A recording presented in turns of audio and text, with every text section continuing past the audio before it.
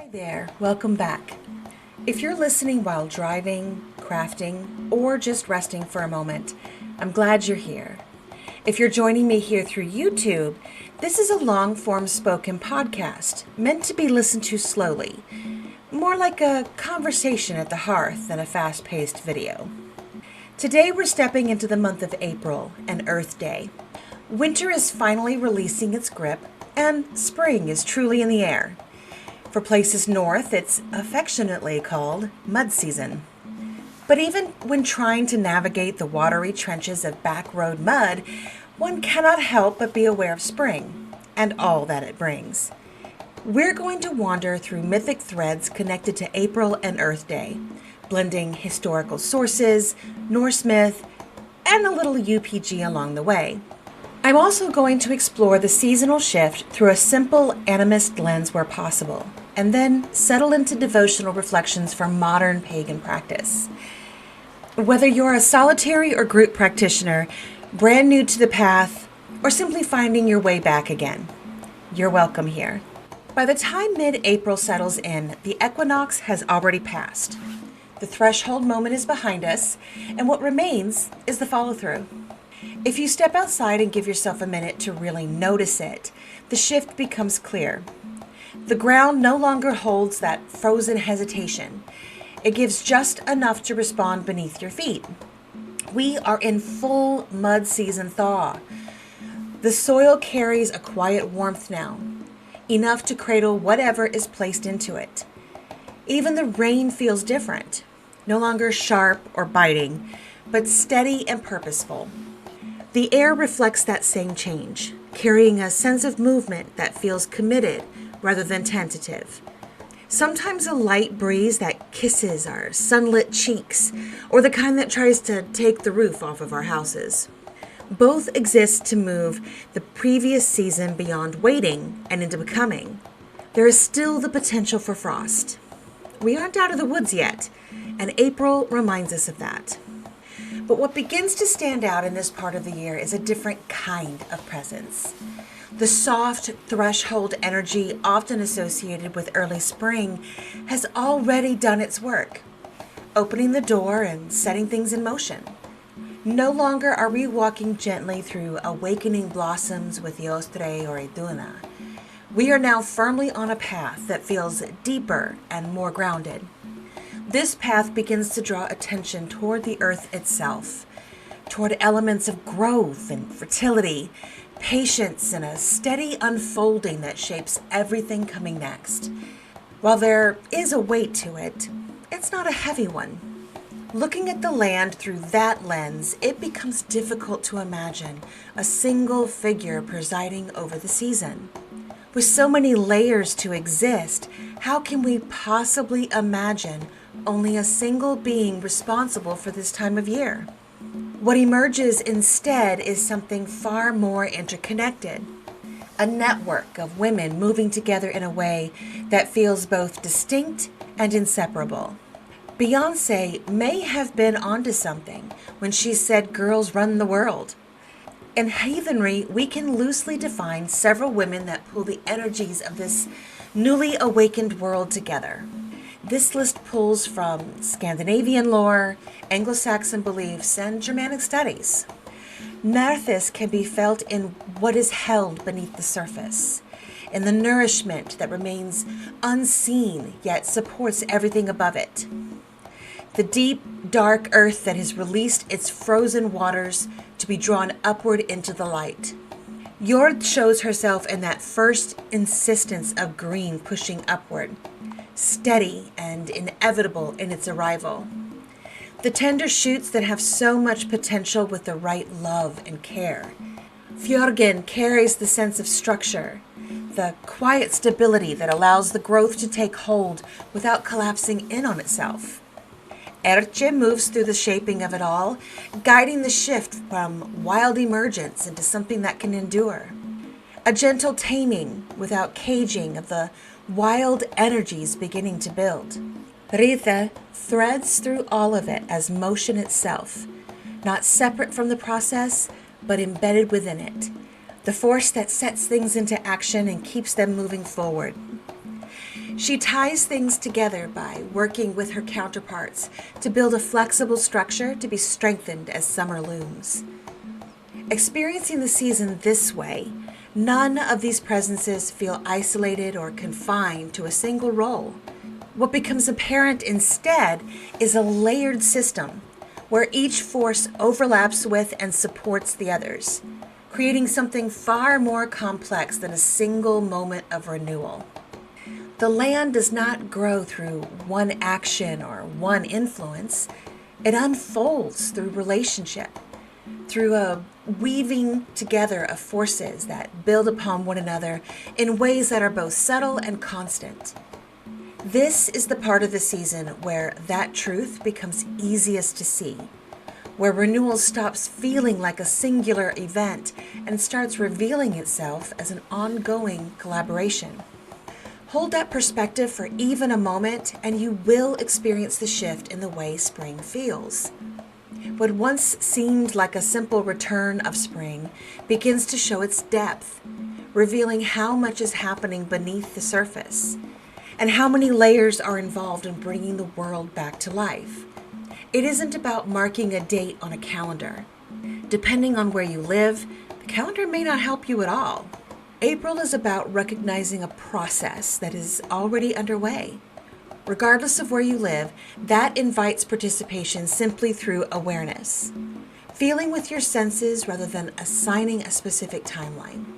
This time of year draws attention across societies in a modern observance like Earth Day, which attempts to re-acknowledge a relationship between people and the living world around them. I'll be honest, I don't treat Earth Day as a replacement for older observances. The modern calendar didn't invent our relationship with the land, and it certainly didn't define it.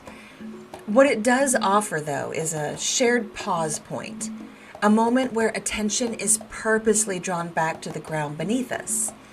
For those of us practicing alternative religions that revolve around the earth as our mother, Earth Day feels less like a new calendar tradition and more like a widely accepted observance for humanity as a whole. This shift in language and expectation resonates across backgrounds and beliefs. By naming something people have always done in a different way, it becomes an established practice.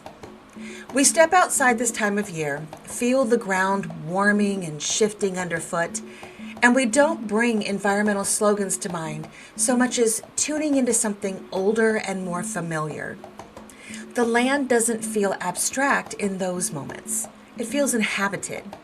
Jörð rising through that first push of green, Nerþus stirring beneath the surface, Fjörgyn holding everything steady enough for growth to take root, Erce shaping what emerges into something sustainable, Hreða nudging us through these new blossoming energies. Modern paganism leaves room for those layers to exist side by side. We aren't reconstructing. We are creating within our actual daily lives and experiences, which is exactly as our pagan ancestors did. Acknowledging Earth Day doesn't require setting aside a mythic lens. Conversations about soil health or conservation don't cancel out the awareness of presence moving through the land, but rather support it. It becomes easy to think of Earth Day as something external, something organized and observed at a distance. Yet, the longer you sit with it, the more it begins to feel like another kind of threshold, a meeting point between contemporary awareness and something far older that never really left. Maybe this is where the work sits for many of us right now, learning how to stand in both spaces without feeling the need to choose between them, caring for the land in ways that make sense in the present day, while still recognizing the presences that have always existed beneath our feet, whether they are named or simply felt. That space between perspectives, where modern awareness and older ways of seeing begin to overlap, creating a kind of quiet opening. It doesn't announce itself loudly, but once you notice it, the shift becomes difficult to ignore. The season itself seems to deepen there, moving beyond that first delicate awakening into something more layered and substantial. Early spring carries that softer edge, the kind often associated with figures like Eostre or Iduna, where everything feels new, tentative, and just beginning to stretch toward the light. The energy that lingers, but by the time mid-April settles in, has evolved beyond a standalone presence. Something else rises beneath it, something older and more grounded, tied not just to awakening, but to what makes that awakening sustainable. The land begins to fill, not all at once, but in layers. Before visible growth can take hold, there's Nerþus. We have briefly discussed her in earlier podcasts, but it bears repeating for those interested. Nerþus comes to us through the writings of Tacitus, who described her as an earth goddess among Germanic tribes, carried in a sacred cart and associated with cycles of peace, fertility, and renewal. The account is brief, filtered through an outside perspective, but something essential remains. She's not presented as a distant sky figure or a force removed from daily life, but as something deeply embedded in the land itself, something that moves with it and through it, a power that is physically present with humanity, even briefly. In traditions where so much has been lost or only partially preserved, names often hold more than we first expect. They give us a way to understand not just who these figures are, but how they move through the world. Nerþus is often understood as the powerful one, or she who has vital force, with linguistic ties to fertility, strength, and sustaining presence. Nothing about her name feels light or fleeting. It carries weight, the kind that builds and holds rather than rushes forward. When I sit with her presence, she feels like the deep earth, the dark, nourishing layer that gathers strength during the winter months. Nothing about her suggests absence from the cold season. Instead, there is a sense of withdrawal, of turning inward or holding everything in reserve until the moment arrives. Animals feel this and go into deep hibernation. Humans sense it as well, but modern expectations prevent a full withdrawal. So we take it in steps by slowing down, eating warmer foods, cozying up in blankets and fuzzy socks. Then spring begins its call.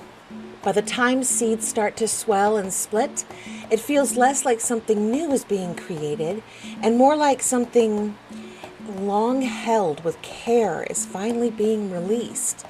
That upward movement carries her imprint, as if the land itself is answering a call that has been waiting beneath the surface all along.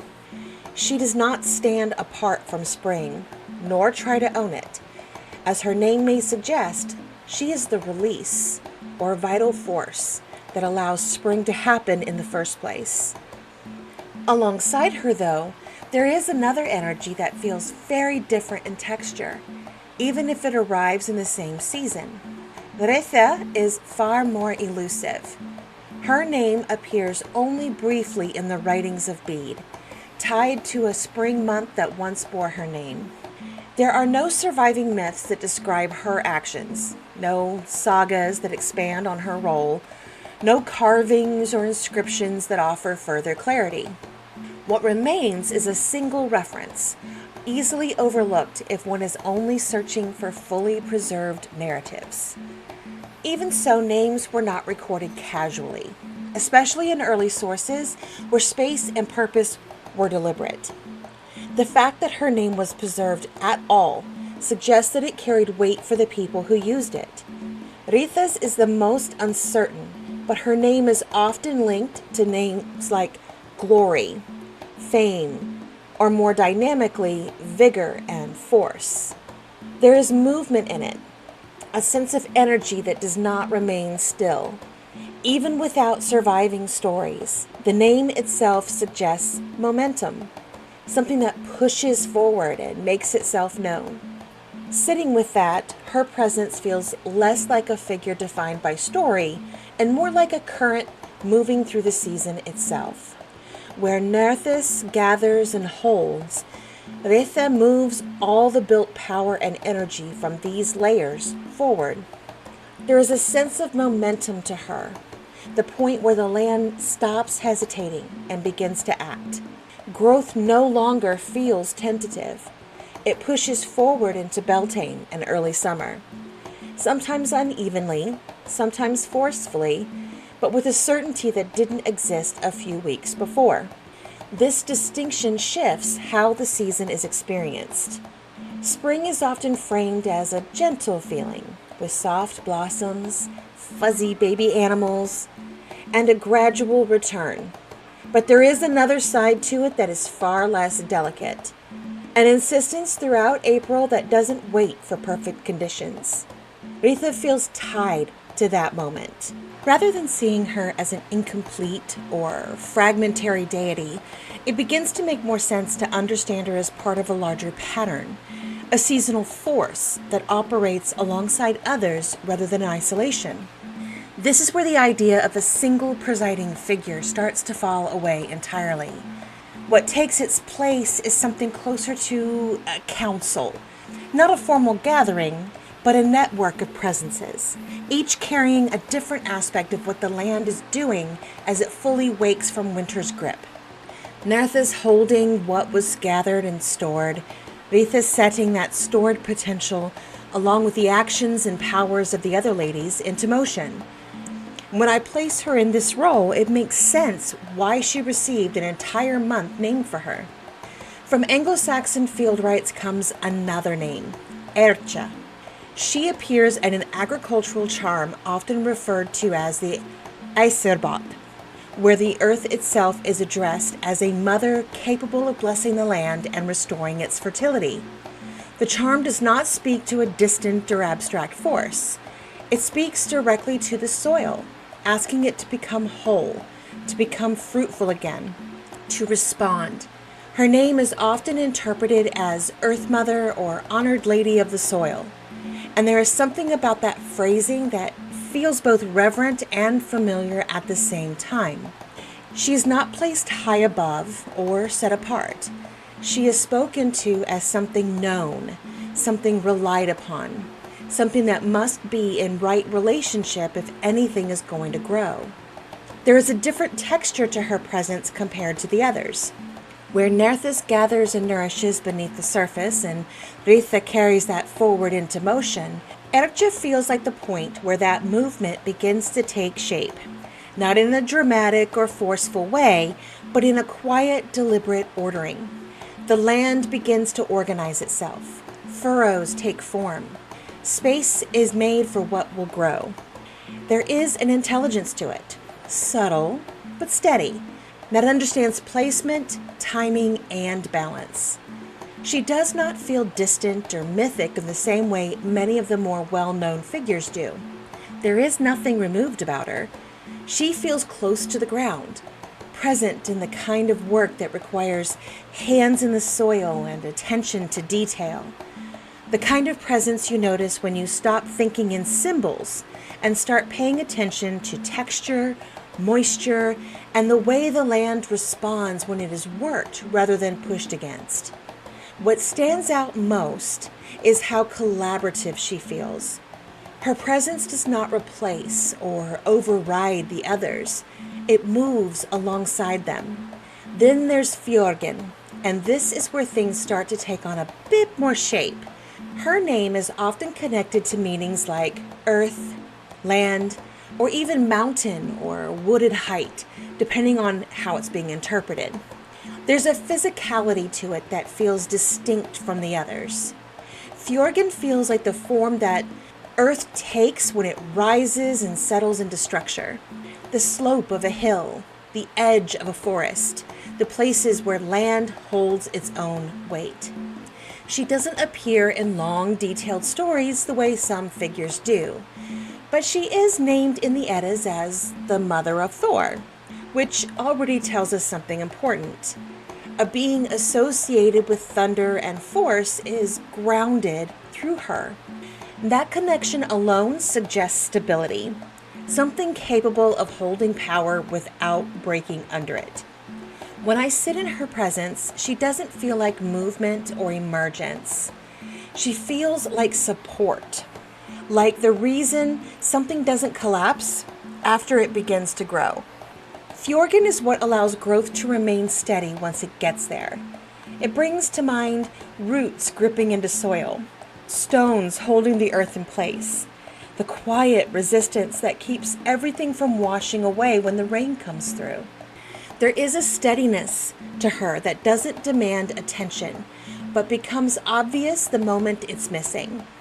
There's also the masculine form of Fjörgyn, which appears in the sources as well, most notably as the father of Frigg in the Poetic Edda. The name carries similar associations, tied to earth and possibly even to older ideas connected with thunder or atmospheric force. The relationship between the two isn't fully explained in the surviving material, and that leaves room for interpretation. Rather than trying to force a clean distinction, it can be more useful to recognize the pattern, a pairing of forces that both relate to land and structure, one not necessarily above or below the other, but part of a larger system that holds and stabilizes what is being set into motion this time of year. And when placed alongside the others, Fjörgyn begins to make more sense as part of that layered process. Fjörgyn becomes the structure that allows everything already in motion to remain steady. Without that structure, growth would still happen, but it would be fragile, easily disrupted, lacking the support it needs to last. There is a strength to her that feels older than cultivation, not something shaped by human hands, but something that existed long before. A reminder that growth doesn't just need energy and intention. It needs form. It needs something that holds. There are moments in the sources where the lines between Fjörgyn and the Jotun goddess Jörð begin to blur, where the names seem to echo one another closely enough that it raises the question of whether we're looking at two distinct presences or different expressions of the same one. The material doesn't give a clear answer, which leaves space to sit with both possibilities rather than forcing them into something fixed. Jörð quite simply means earth, and there is something about that simplicity that feels important. There's no layering or abstraction in the name. It points directly to the ground itself, the living surface we walk on, the place where growth becomes visible, where Jörð pushes life upward.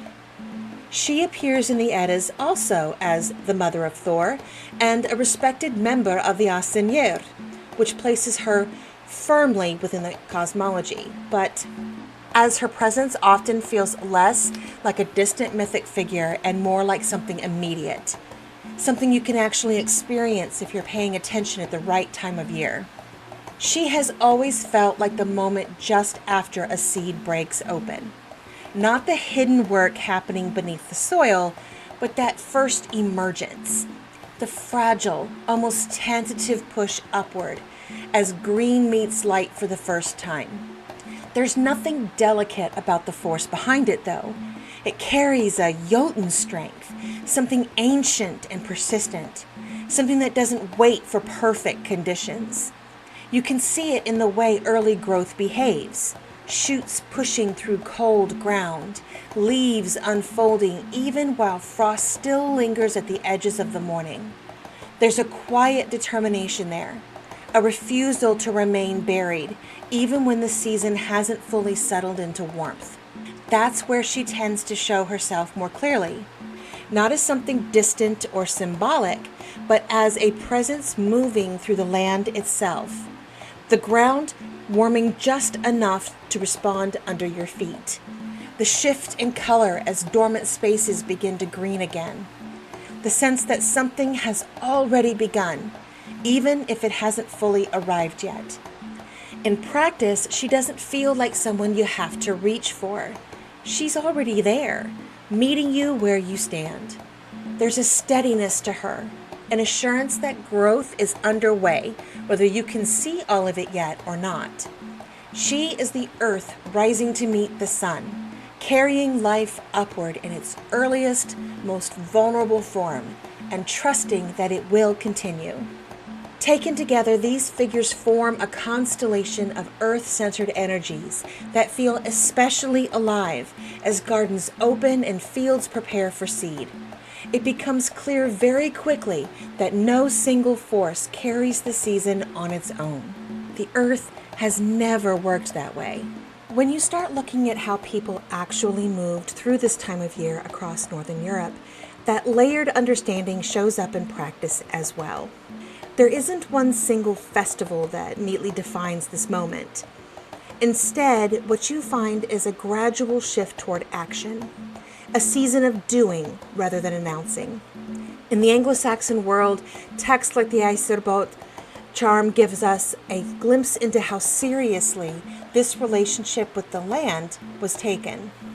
The field itself is addressed directly, spoken to as something alive, something capable of listening and responding. Plowing wasn't just labor. It was accompanied by spoken words, blessings and invocations, asking the earth to become fertile, to receive what was being placed into it, and to return that effort in kind. 1 or 2 months are named for prospective earth goddesses, and whether one views bead as preserving or reconstructing them doesn't change their usefulness in an animist framework. Similar patterns show up across Scandinavian traditions, even when the details are less formally recorded. Land was not treated as empty space to be used, but as something inhabited. The concept of landvættir, or land spirits, appears in sources like the Icelandic sagas, where respect for the land is not optional. Boundaries are acknowledged, just not physically, but relationally. You don't simply take from the land without recognizing that something is already there.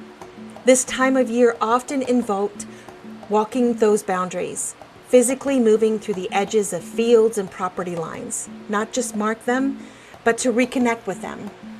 There is something grounding about that act. You're not standing apart from the land.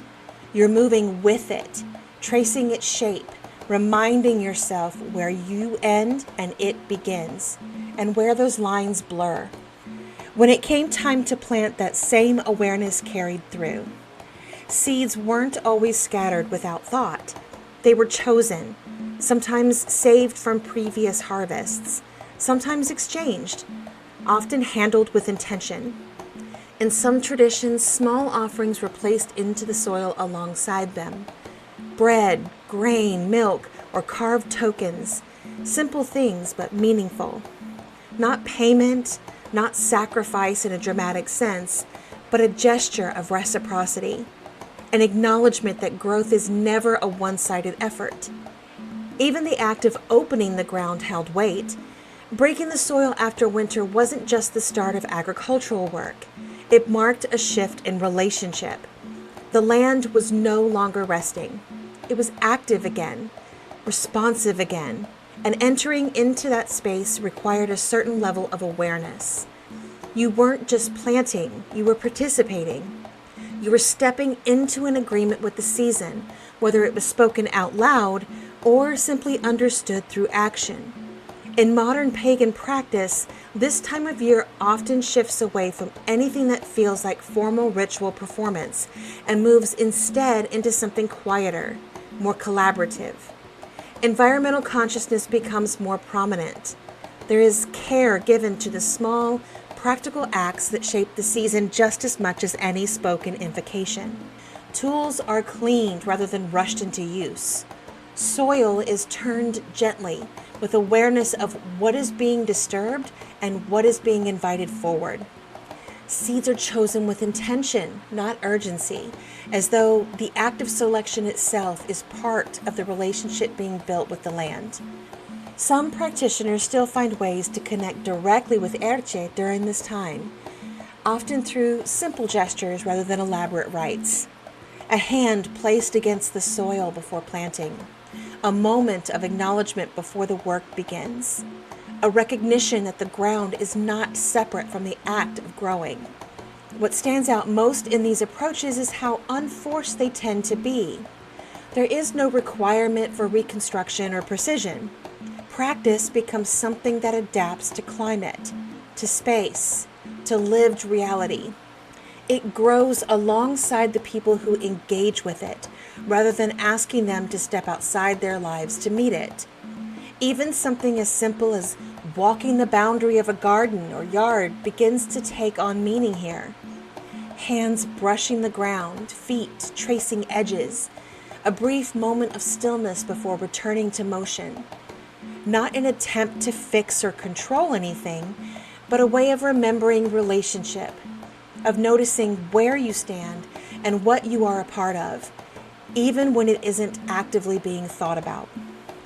Within that same movement, some people describe sensing Nerþus' influence not as a separate presence, but as the momentum itself, the quiet willingness to begin, to plant even when certainty isn't fully there yet, to act not because everything is known, but because the season is already in motion and participation is part of keeping pace with it. What makes modern practice feel distinct here is that it doesn't rely on perfect continuity with the past. It doesn't need to replicate older forms exactly in order to hold meaning. Instead, it continues the same underlying relationship in a way that fits the present moment.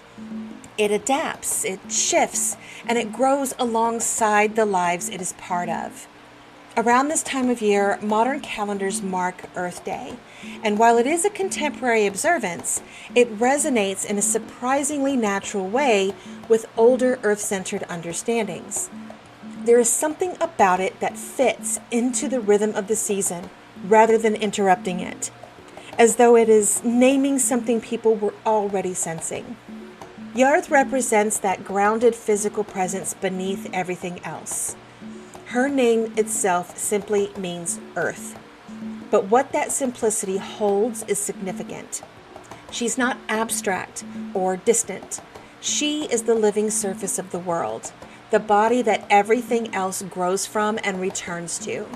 When I think about Earth Day through that lens, it stops feeling like something new being added onto the season and starts feeling more like a modern articulation of something much older. A reminder in contemporary language that relationship with the land is still central, even in a world that often forgets to pause and notice it. There is a quiet alignment here that doesn't require forcing correspondence. The season itself already carries that awareness. Soil is active again. Growth is underway. The ground is no longer dormant or waiting, but engaged in its own processes of renewal. Naming that awareness through Earth Day feels less like invention and more like recognition. In practice, this is often where reflection naturally returns to the simplest gestures, paying attention to what is underfoot, noticing the state of the soil in a garden or even a small patch of ground between buildings, allowing that awareness to sit for a moment without needing to turn it into anything larger. In the same way, earlier traditions marked seasonal shifts through action rather than abstraction. This modern observance can become a point of return to that same kind of attention. Within that space, these ladies of the earth do not feel separate from the idea of Earth Day. Instead, they feel like what the day is trying to point toward. The reality of the earth itself, present and continuous in so many layers, regardless of how it is named in any given era. In that sense, Earth Day becomes less about introduction and more about remembrance. A moment, however brief, where attention turns back toward what has already been there. As April settles in and the land commits to growth, these presences and practices don't compete for attention. They move together in quiet layers. Earth, renewal, vitality, and patience moving together in a rhythm that feels older than any single story. And somewhere within that rhythm, we begin to recognize that planting isn't just about what goes into the ground. It's about what we're willing to nurture within ourselves as the season unfolds. Thank you for sitting with me today. Next time, we'll turn our thoughts to Beltane and Walpurgisnacht while we continue wandering through Norse mythology. My lovely little heathens and heathen friendlies, have a beautiful week as spring takes a firmer hold on the season. Keep an eye out for those late frosts and take a moment to enjoy the way the sunlight lingers a little longer each day. Remember your connection to the divine in whatever way that feels natural to you. And in the middle of everything shifting in the world right now, don't forget to pause long enough to find your sacred breath.